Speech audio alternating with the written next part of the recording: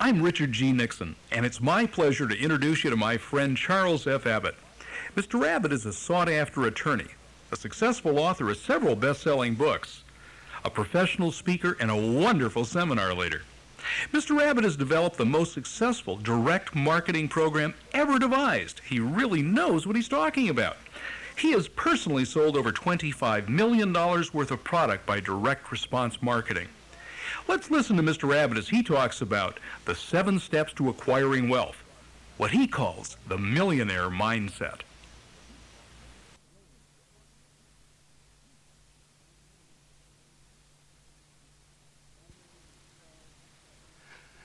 My name is Charles F. Abbott. I would like to spend the next few minutes talking about your future. I'm going to show you how you can become financially secure and independent and never have to worry about money again for as long as you live. As you already know, I have sold over $25 million worth of products by direct response marketing in the last few years. This has earned me substantial profits. But even more important, it has earned me freedom.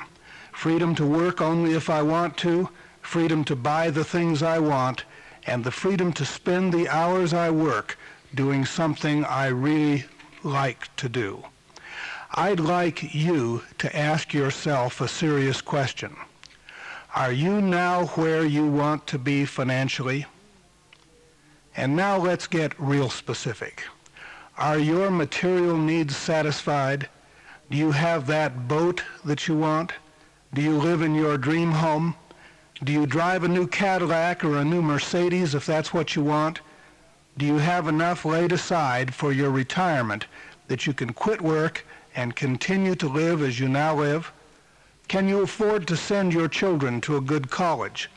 Can you meet your bills each month with no strain or pain? If you answered even one of these questions negatively, then you need to listen to this tape very carefully and thoughtfully. Many people have simply accepted it as their lot or position in life to earn an average income or even less.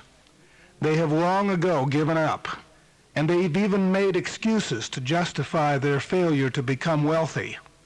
They say, I'm not educated, or I don't have any startup capital, or I don't have time, or I'll worry about it next year, or they make any of a million other excuses, all to justify their failure to move out and get ahead. Some people don't make elaborate excuses, they just say, I can't. Og Mandino, in his book University of Success, says the words, I can't, have probably wreaked more havoc in your life than all your enemies combined. Mandino even goes on to explain, quote, do you use them frequently? Did you learn when you were very young that by screaming, I can't, at the top of your voice, you could manage to avoid most things that appeared to be unpleasant, like eating spinach, or taking your cough medicine, or doing the chores? It still works, doesn't it? How many tasks and challenges and opportunities have you managed to brush aside in the past 5 years or 10 with just those 2 words? End quote. Never say, I can't, because it is more than likely that you can if you will just try. As Napoleon Hill says, whatever the mind of man can conceive and believe, it can achieve. Some years ago, when I was practicing law, I had a client who couldn't read or write. He was a millionaire. I had 7 years of higher education, but I wasn't a millionaire. He was a millionaire, but I wasn't. It didn't seem right. I spent the next 10 years looking into the lives of self-made millionaires. It took me that long to figure out my friend's secret. And when I finally did, I discovered that his secret was the same secret that virtually every other successful person has followed. If you want to be successful, there is just one thing you have to do. What you have to do is do what other successful people have done. Follow their patterns, learn their techniques, adopt their success habits as your own. Do what they do, and you will be successful. If you study the lives of successful people, you will find that there is no correlation between intelligence and success. There is no correlation between education and success, or even between good grades and success. You may have heard the phrase, the millionaire mindset. That is a phrase which I personally developed about 3 years ago. It has been picked up and adopted by many others and is now almost a household phrase among those who teach success principles. It stands for those personal qualities of mind and habit which distinguished my self-made but illiterate millionaire friend from others like myself who were less successful. What I learned from studying my friend and the lives of others is that millionaires have a different way of looking at things, a different way of approaching problems, and different work habits than other people. It doesn't matter how much or how little education that you have. It doesn't matter whether you have capital or whether you don't.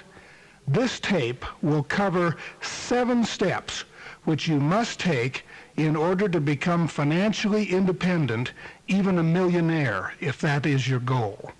They involve those personal qualities which constitute the millionaire mindset. I will show you how to become a millionaire in your mind, and after that, in reality. A great man once said, "You become what you think about."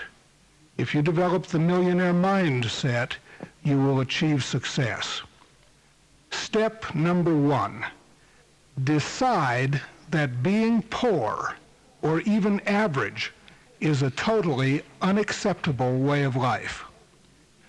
Do you get up every morning, get dressed, go to work, come home, eat dinner, play with the kids, watch TV, then go to bed, only to get up the next day and do the same thing? Do you simply do this day after day, week after week, month after month? Well, unfortunately, that's what a lot of people do. They are perfectly satisfied to follow this routine for 30 or 40 years, then retire on Social Security or very little more, and then eventually die. If you do this, you need to face up to the fact that you have accepted your position in life. More than that, you have chosen it. You have chosen it by doing nothing. When we do nothing, we have made a decision. We have decided to be average. Studies have shown that out of 100 people, only 1 will become wealthy. 4 more will be financially secure. 15% will have some savings.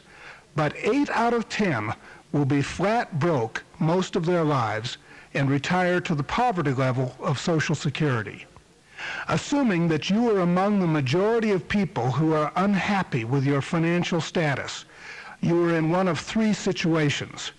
Either you have a job which doesn't pay enough, or you have a business that doesn't pay enough, or you are retired on a limited income.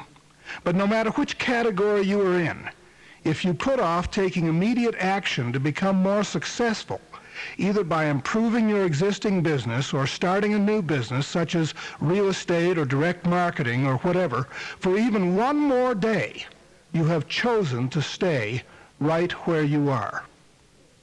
One of the things that distinguishes the Donald Trumps of this world from the rest of the world is that they just absolutely refuse to make that kind of choice.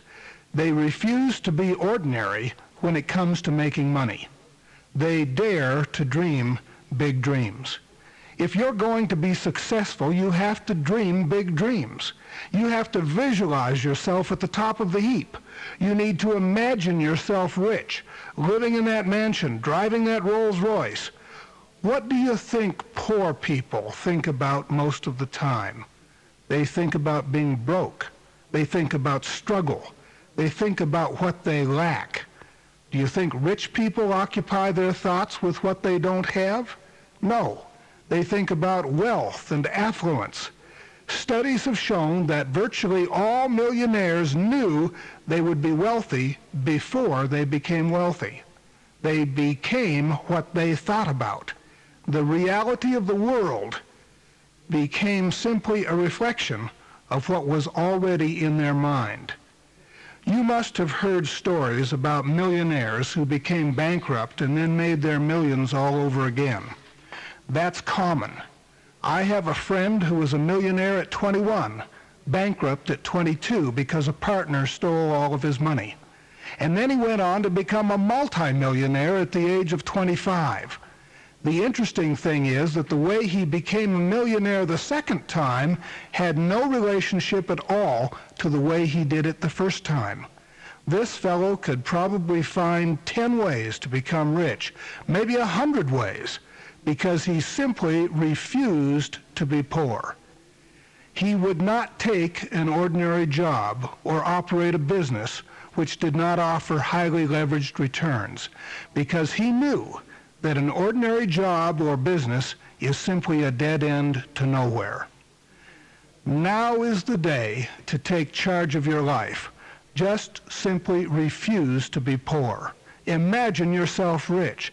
Clearly visualize having money and the means by which you will make it, so that you are rehearsing and rehearsing the steps that you'll take in your own mind. Vow that every day you will think and plan and scheme as to how you're going to make your fortune, and you will study and learn about money-making methods, and you'll select a way to make money, and then do it. You'll not let the sun set each day until you have made some kind of progress toward your monetary goals. Step number 2, pick a money-making venture that you will love. Look around and observe the lives of successful people. They love what they do.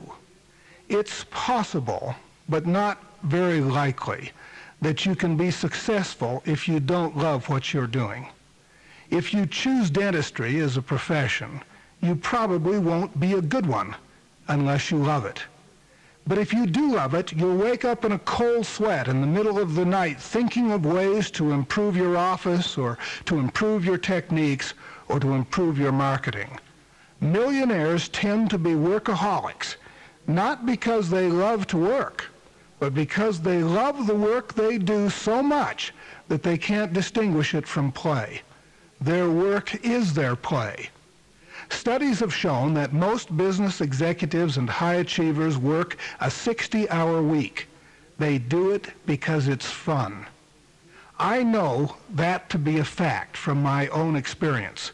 Personally, I would rather write a book or create a tape like this or write a mail order advertisement than play a game of tennis or go to Disneyland. I have so much fun that I can hardly wait to get into my office at 7 in the morning, and I'm sorry when the day is over. People comment, "You work so hard."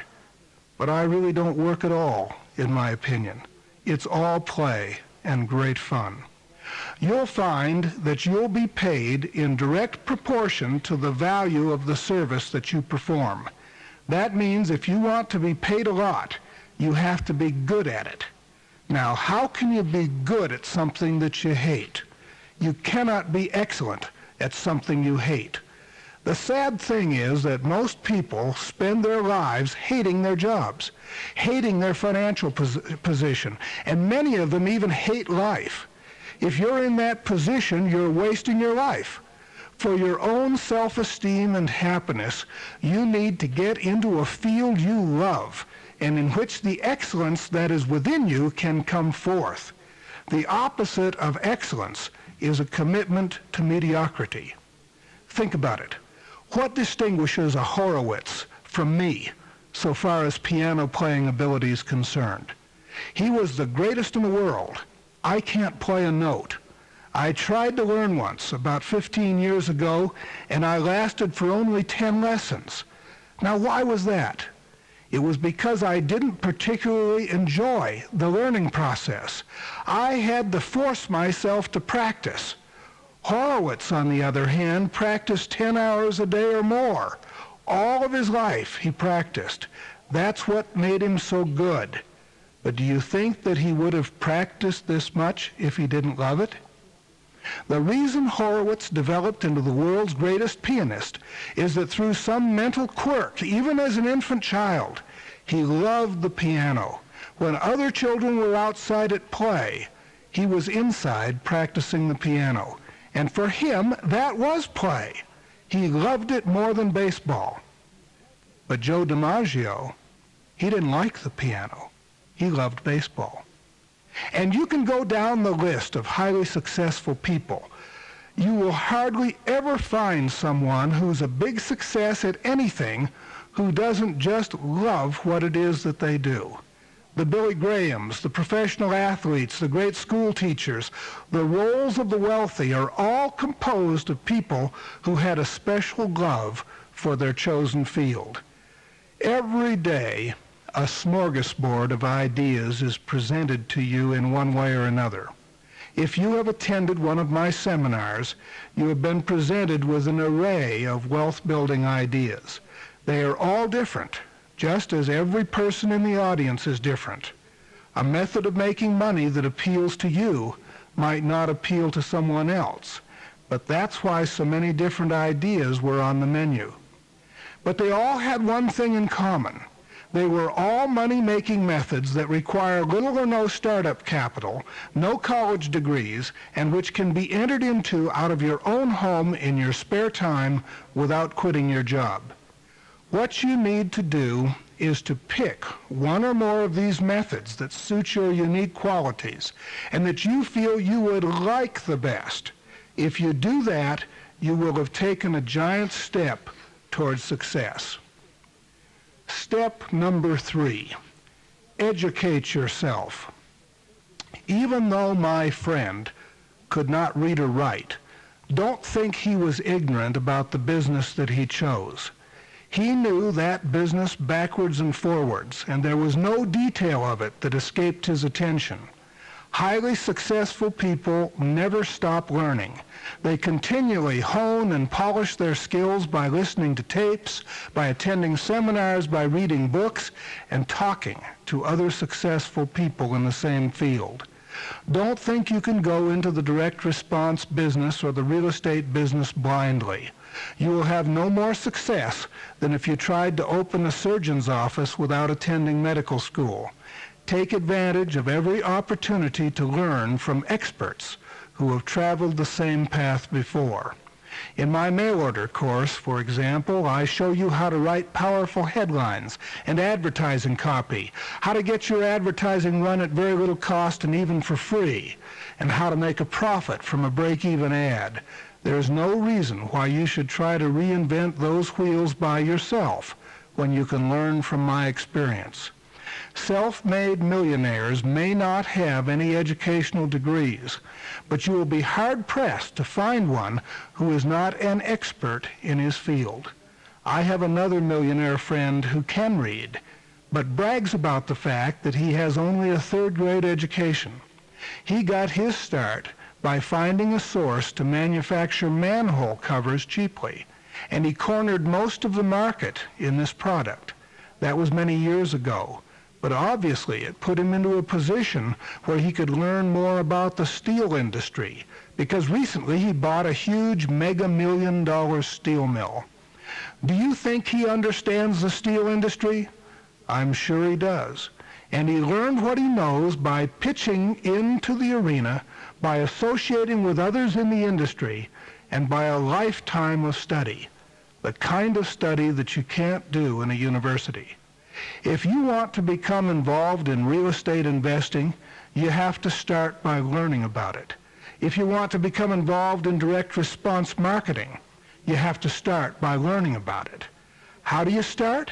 You start by listening to tapes, by reading books, and by going out into the field and keeping your eyes open by asking questions and learning everything you can.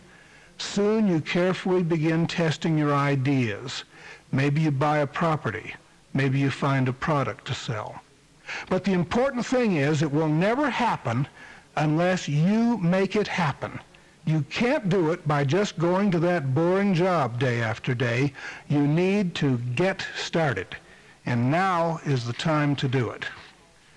Step number 4, realize that there is no such thing as failure. No one ever failed more than Thomas Edison. Yet few have ever succeeded as much. Edison's accomplishments were more the result of perspiration than inspiration. Edison learned how to turn failure into success. He knew how to stay focused on his goals despite temporary obstacles and setbacks. There will be days when you're discouraged, maybe even tempted to give up. Whatever you do, don't give in to those feelings. Sterling W. Sill, in his book, How to Personally Profit from the Laws of Success, identifies the importance of mental attitude as a key ingredient in the formula for success. He says this: "The temporary upsets of the present can't hurt us much if our attention is fixed on the distant objective. All the joys and appetites are located in the imagination. If we keep our imagination focused on the objective, we have power. If we concentrate on the obstacle, we have discouragement. In one case, we have motive and ambition. In the other, despair." Once a man meeting Thomas Edison for the first time said, "Mr. Edison, it's a thrill to meet someone who is such a success." Edison replied, "Me, a success? I'm not a success. I'm one of the biggest failures that ever lived. I failed 10,000 times before I succeeded in inventing the electric light bulb. I've failed a lot more than I've succeeded." Edison may have used the word failure to make his point, but Edison's greatest quality was persistence. In the case of the light bulb, every time he tried a filament that didn't work, he did not consider it to be a failure. Instead, he considered it to be simply experience, an addition to his education. Every time he failed, he knew he had learned one more way that wouldn't work, and he was one step closer to his goal. There was not such a thing as failure, maybe a temporary setback, but not failure. Millionaires never give up. As Napoleon Hill says, "Whatever the mind of man can conceive and believe, it can achieve." You have to believe that this is true. Great men have proved this over and over. Winston Churchill, as a schoolboy, was the worst student in his class. He spoke with a stutter, yet he went on to win the Nobel Prize for Literature and became one of the greatest speakers of all time. In his later years, Churchill was asked to give a commencement address at a university. He accepted the invitation. Everyone was excited to hear his speech. When the time came, he stepped up to the podium and he paused for dramatic effect. Then he uttered 9 words. He said, "Never give up. Never give up. Never, never, never." This concludes the recording on this side of the cassette. You may continue the program by turning the cassette over. And then he sat down. How eloquent, how profound. I hope the audience wasn't disappointed, because like the shortest scripture in the Bible, Jesus wept. Sometimes less is more. Churchill, in those few words, eloquently summed up the philosophy of his entire life. When the bombs were dropping all around him and England was on its last legs, and when it appeared that all of Europe might fall to the advancing German troops, Churchill never faltered for a minute. He said, "We shall not flag or fail. We shall fight on the beaches. We shall fight on the landing grounds. We shall fight in the fields and streets. We shall fight in the hills. We shall never surrender." These immortal words expressed the essence of Winston Churchill's mindset. Churchill is best remembered for his bulldog determination and unflagging optimism, even in the face of seemingly insurmountable odds. I don't know whether it stems from our early childhood or from our days in school, but there is great fear of failure. So many people never get started, because they are afraid they might fail. But look at it another way. Isn't a decision not to start a decision to fail? Certainly, if failure to get started means we will continue to be mired in the trenches of the status quo, it is exactly that. If you do something, there's a chance of failure. But by not doing anything, you have a guarantee of failure. Now is the day for you to begin taking charge of your life. You simply have to do it. If you don't do it now, you may never do it. I want you to pause right here and make a commitment to yourself. And that is this: I will take immediate action to get out of the rut that I'm in and begin to reach my goals. Step number 5. Establish goals and work toward them in a step-by-step fashion.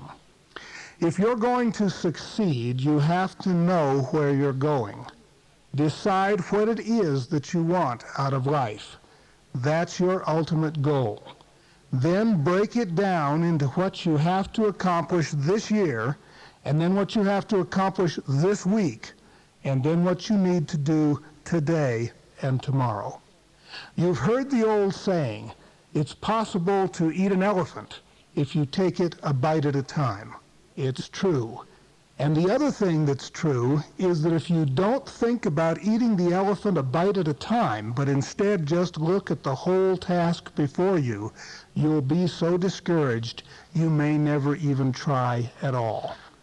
For the last few years, I have spent a lot of my time counseling with people. The most frequent question is, how do I get started? The answer is, you start at the beginning. Whatever money-making vehicle you choose, don't worry about taking the second step until you've taken the first step. Isolate that first step, determine what it is, and then focus on it. You need to decide, what do I have to do today to reach my goals tomorrow? Then take it a day at a time. Let's take the example of a weight loss program. If I need to lose 50 pounds, I may be so overwhelmed by the very thought of it that I never even get started. But if I can break that long-run goal down into daily behavior patterns and then take it a day at a time, it will not be such an overwhelming task. I know that if I eat only 1,200 calories a day and exercise for 1/2 hour every day, I will lose 2 to 3 pounds per week until I am thin. Rather than concentrating on the ultimate goal, I will concentrate on the daily behavior that I need to accomplish to reach my ultimate goal. If I want to be a lawyer, I have to learn quite a lot about 78 different legal subjects. That is an overwhelming task. So what do law schools do? They break the course materials down into subjects, and they identify which subjects you need to take each semester. As a freshman law student, I don't have to worry about my long-run goal. I just have to worry about reading 5 cases every day in contracts, 5 cases in torts, and 5 cases in the rest of my classes. And then I have to worry about being prepared each day, going to class, taking good notes, and studying every spare minute. If I do that every day for 3 years, I will be a lawyer. My long-run 3-year ultimate goal is broken down into daily behaviors that will inexorably lead me to where I want to be. The same thing is true about anything you need to accomplish. Successful people have a way of identifying and prioritizing the steps they need to take to reach their ultimate destination. They plan out what they need to do and then take it a step at a time. It's amazing to me how many people call to ask me what they should do first to get into the direct response business. I ask them if they've read the materials or listened to the tapes. Invariably, the answer is no. My reply is, well, the first step is to read the written materials and listen to the tapes. The second step is clearly identified in those materials. If I wanted to be in the real estate business, I'd take the first step. I'd educate myself first by listening to the tapes and reading the manuals. I wouldn't worry about the next step. I'd let the author tell me what that was, and then I'd take it later. If I wanted to be in the direct response business, I'd do the same thing. I'd take the first step by learning everything that I could about the business. It's in the tapes. If I wanted to raise capital for my business or investment purposes, I'd follow one of the money-making plans of the other speakers. First, I'd learn everything I could do about it by buying the tapes and the materials. The materials will identify the second step. In the case of the direct response business, it is to find a product to sell. My tapes identify 19 sources of products. You should systematically investigate every one of those sources, just as outlined in the tapes. If you do that, you'll have so many products to sell that you'll have difficulty deciding between them. I had a fellow call my office to report that he'd followed my suggestions for finding a product and had 5 different products to choose from. He was calling to ask me which one of those was, in my opinion, the best of them. He made the remark that anyone who can't find a product just hasn't tried. He was literally surrounded by so many products, he was having trouble choosing between them, and he said that if he would open the floodgates just a crack, he would be swamped with even more. My next step in the direct response business is to identify a target market. That's easy if you follow the simple step-by-step analysis contained in the materials. And so it goes. You just take it a step at a time. When we put together our telemarketing company, we approached an acquaintance who had a product that we thought would sell well over the telephone. We offered him a royalty on each sale. He agreed to take it. The next step was to find some inventory so that we could test market it. It turned out that our acquaintance had a small inventory we could buy from him. We then sat down and wrote out a sample script. The next step was to get on the phones and try it out. We did that, and lo and behold, it worked. We made some sales. So then we put an ad in the paper which said we were looking for people willing to work at telemarketing for a commission. And lo and behold, people began calling in to ask for jobs. The next step was to interview some of the applicants and choose the ones who seemed the brightest and most articulate. We hired a couple of people and we gave them copies of the script and we told them how we handled the people we had talked to. We let them get on the phones. Lo and behold, they made sales too. We decided we'd better hire a secretary to do the bookwork, fill the orders, answer the phone. Well, that's the way it went. Step by step, until in a year and a half we had 400 employees, complicated telephone switches, 40,000 square feet of space. We didn't know beans about the business when we started, and none of us had ever operated a business of that magnitude. We just took it a step at a time. Some people rehearse and rehearse and rehearse, but the curtain never goes up on the play. Successful people pitch in and get going. That's not to say you shouldn't plan, but it is to say that you don't have to wait until everything's perfect to get started. The important thing is to get started. Visualize the step-by-step process that you'll follow to reach your goals. Write them down. Then follow the plan. Take step number 1. After you've done that, go on to number 2. And now that takes us to my step number 6.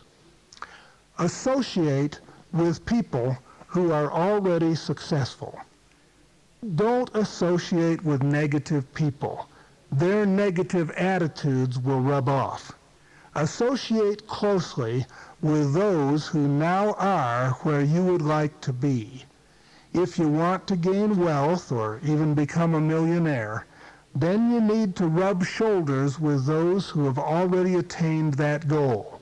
A new coal that is placed next to the red-hot glowing ember on the hearth will also begin soon to glow if the contact is direct enough. As my friend Harvey Brody says, if you want to make money, stand next to money pipes. What he means is that if you stand near enough to a flowing pipeline of money, some of it may just flow your way. One time Harvey was going to introduce me to Howard Ruff, and I asked, Harvey, why would I want to meet Howard Ruff? And he said, I don't know, and neither do you at the present time. But if you know Howard Ruff, someday it may just turn out to be profitable.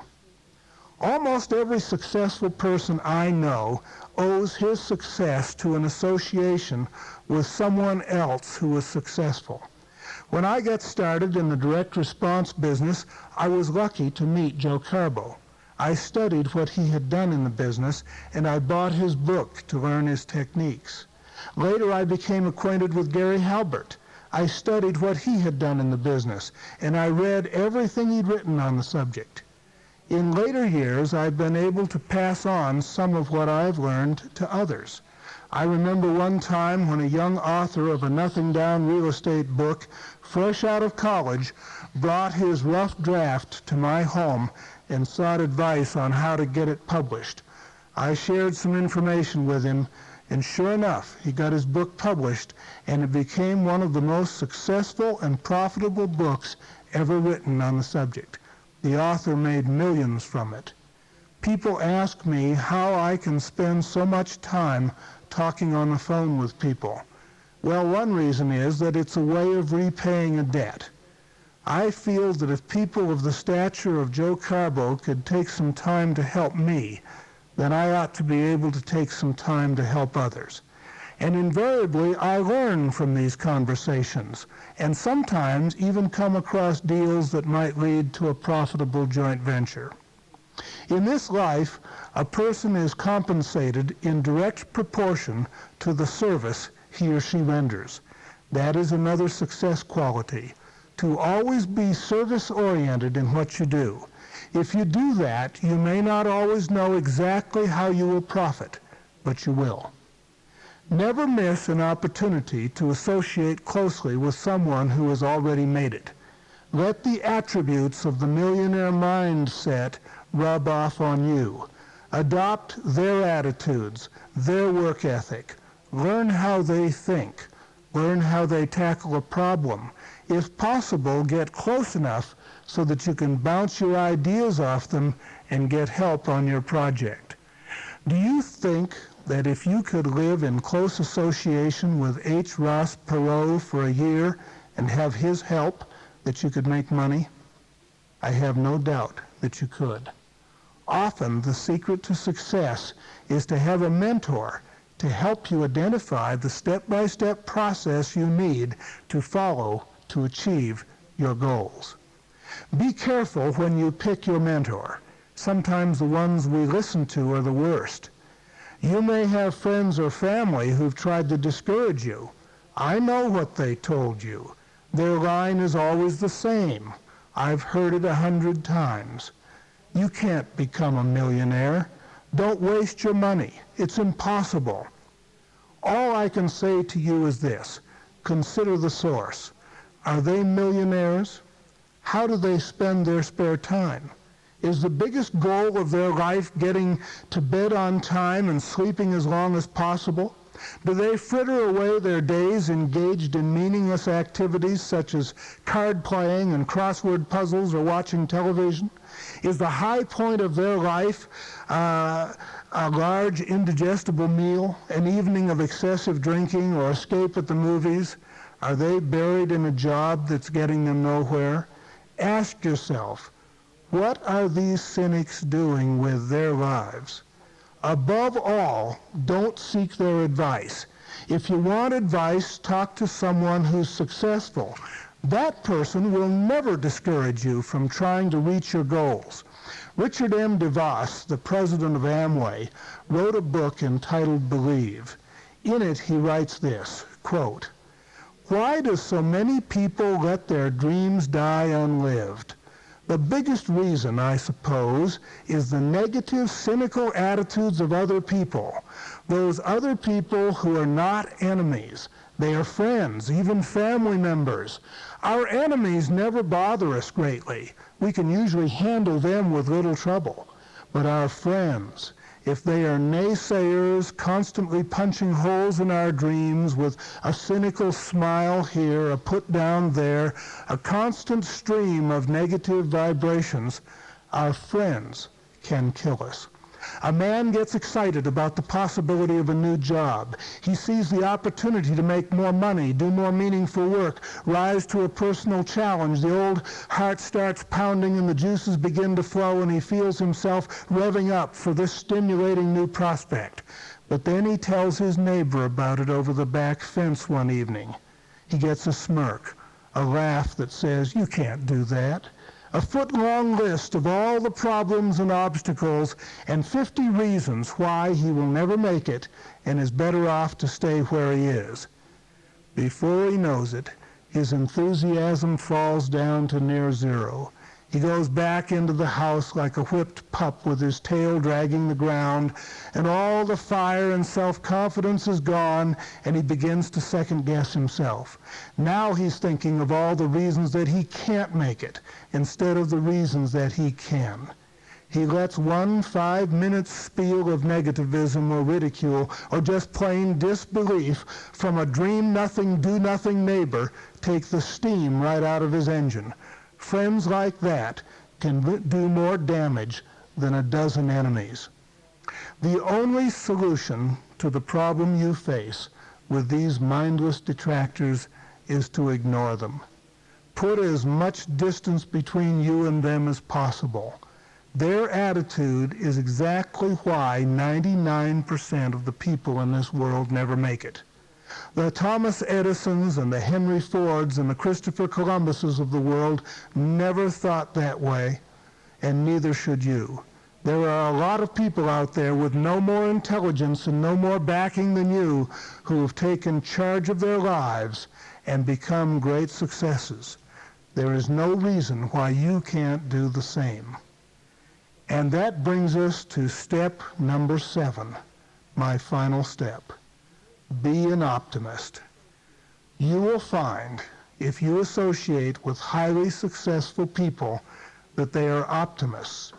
No temporary defeat, no negative thought will deflect them from seeking their goals.